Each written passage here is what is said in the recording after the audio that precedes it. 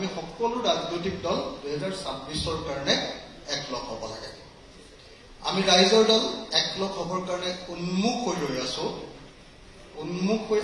আছো, আৰু যিদিনাই আমি একলগ হ'বৰ কাৰণে ছিগনেল আটাইবিলাক দলৰ পৰা পাম, সেইদিনাই আমি দৌৰ মাৰি গৈ একেলগ হ'বৰ কাৰণে সকলোৰে লগত হাতে হাত ধৰি আগবাঢ়িম। সমস্ত ৰাজনৈতিক দলে এটা সিদ্ধান্তৰ কাৰণে ৰৈ আছে যে কংগ্ৰেছ দলে আমাৰ সকলোৰে লগত একলগ হ'ম বুলি ক'ব, আৰু আমি সকলোৱে একেলগতে এবাৰ 2026 চনটো ইলেকশ্যন খেলিবলৈ গুচি যাম। আজি কংগ্ৰেছ দলৰ নেতৃবৰ্গ আছে, কংগ্ৰেছ দলৰ নেতৃবৰ্গই যদি কৈ দিয়ে যে 26ত এলায়েন্স হ'ব, তেতিয়াহ'লে আৰু বেলেগ কোনো দলৰ কোনো প্ৰব্লেমেই নাই বুলি মই ভাবোঁ। কংগ্ৰেছ দলৰ নেতৃবৰ্গ যদি আজি কৈ দিয়ে যে এলায়েন্স হ'ব, তেতিয়াহ'লে আজিৰ দিনটোতে এলায়েন্স হ'ল বুলি আমি ধৰি যাব পাৰোঁ। বাকী আটাইবিলাক দল পুৰা ৰেডি হৈ আছে, আটাইবিলাক দল। এতিয়া মোক সুধি থাকে যে আপোনালোকৰ থিয়ৰিটো কি, মানে যে একলগ হোৱাৰ থিয়ৰিটো কি? মই সদায় যোনে সোধে তেতিয়া মই কওঁ যে 3টা কথা।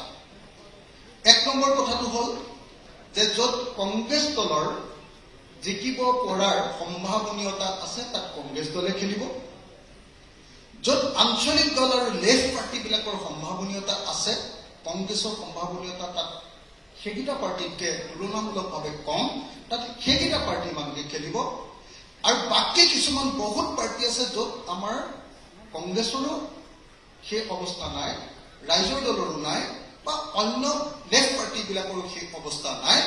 গতিকে সেই যিবিলাক চিট আছে সেই চিটবিলাকত আমি অমৈখুটীয়া কেণ্ডিডেট নিৰ্বাচিত কৰি উলিয়াব লাগে, আৰু সেই কেণ্ডিডেটজনে যিটো পাৰ্টিৰ চিম্বলত খেলিলে এইবাৰ বিজেপিক হৰুৱাবৰ কাৰণে ভাল হ'ব, সেই চিম্বলতে খেলাই লৈ এইবাৰ আমি বিজেপিক হৰুৱাই যাব লাগে।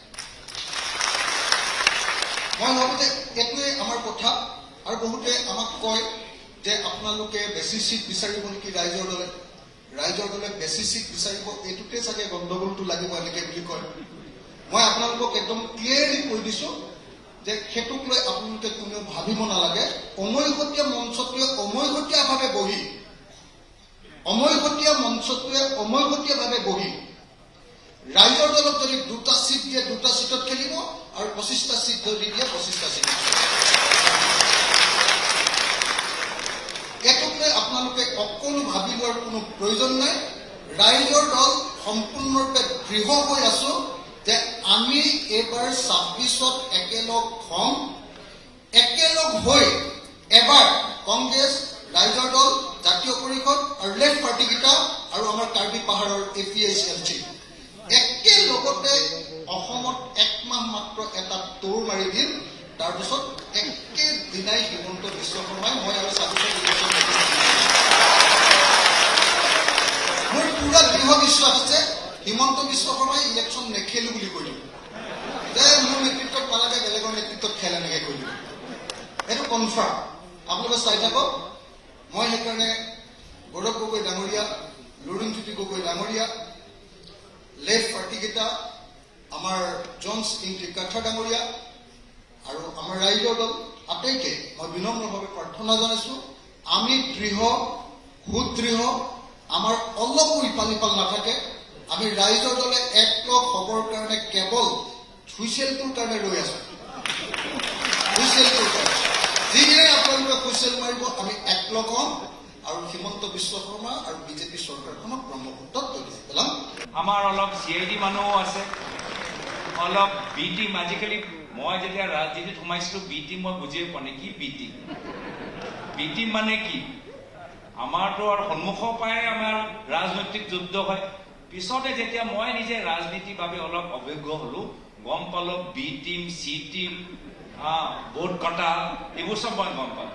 নহলে মইতো খুব সহজ সৰলভাৱে ৰাজনীতিত সোমাইছিলো যে আপোনালোকৰ যিখিনি কাম কৰি থাকে খেতিয়কসকলৰ লগত, মাটি পট্টাৰ লগত, সেইখিনি কাম আমি ৰাজনৈতিক মঞ্চৰ যোগেদি গম পালো। ৰাজনীতিত ভৰি দিয়াৰ পিছতে গম পালো B team, C team, vote কটাৰ, এইবোৰ চব আমি গম পালো, পইচাৰ খেল। আৰু সেইকাৰণে আমাক বহুত সজাগ হোৱাটো উচিত আৰু কৌশলেৰে আগবাঢ়ি যোৱাটো উচিত। পুনৰবাৰ কৈছো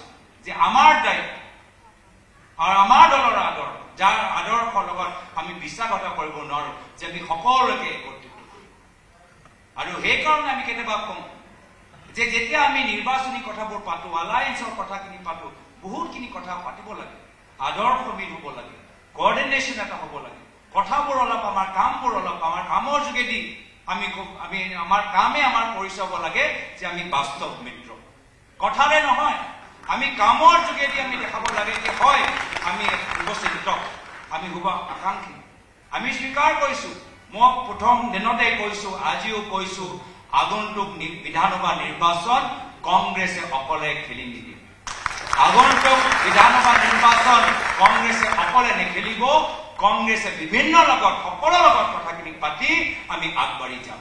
আৰু সেইকাৰণে আমাৰ লগৰ মাজত এটা মিলনৰ প্ৰয়োজন, আমাৰ লগৰ মাজত আলাপ আলোচনাৰ প্ৰয়োজন।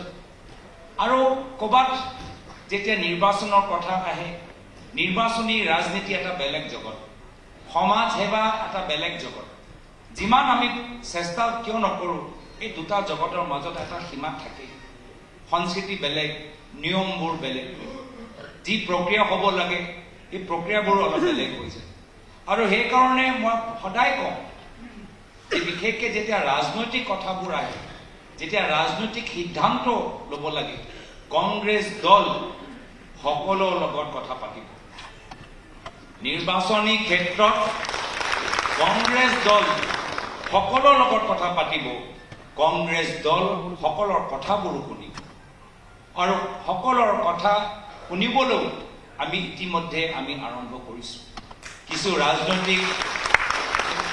কিছু ৰাজনৈতিক দলৰ নেতাৰ লগত আমি ইতিমধ্যে আমি বহিছোঁ, কথাখিনি জানিবলৈ বিচাৰিছোঁ, কথাখিনি ক'বলৈ বিচাৰিছোঁ, কথাখিনি বুজিবলৈ বিচাৰিছোঁ। কিন্তু কথাখিনি আমি নিজৰ মাজত ৰাখি থৈছোঁ, কথাখিনি ৰাজহুৱা মঞ্চত বা কেমেৰাৰ সন্মুখত আমি কোৱা নাই। গতিকে আমি বুজিবলৈ বিচাৰোঁ যে আজি কিয় আমাৰ এই যে আমি মিলনৰ কথা কৈছোঁ, যোৱা বিধানসভা নিৰ্বাচনত কিয় নহয়, 2021 চনত আমি এনেদৰে সকলোৱে একত্ৰিত কিয় নহ'লো, আমি সেইখিনিও কথা বুজিবলৈ বিচাৰোঁ। কিয় আমি 2021 চনত যদি মই ভাবোঁ আমি এনেদৰে একত্ৰিত হ'লেহেঁতেন, আজি তাৰিখত অসমত আমাৰ চৰকাৰ হ'ল, ৰাইজৰ চৰকাৰ হ'ল। কিন্তু যি ভুল সেই সময়ত হ'ল, কিবা কাৰণত আমাৰো তাত দায়িত্ব আছিল, যি ভুল সেই সময়ত হ'ল, যি কাম আমি সেই সময়ত কৰিব নোৱাৰিলোঁ, আকৌ যে আমি একে ভুল আমি এইবাৰ নকৰোঁ, তাৰ বাবে আমি অলপ কৌশলেৰে আমি আগবাঢ়ি যাব লাগিব, অলপ কৌশলেৰে আমি আগবাঢ়ি যাবলৈ বিচাৰোঁ।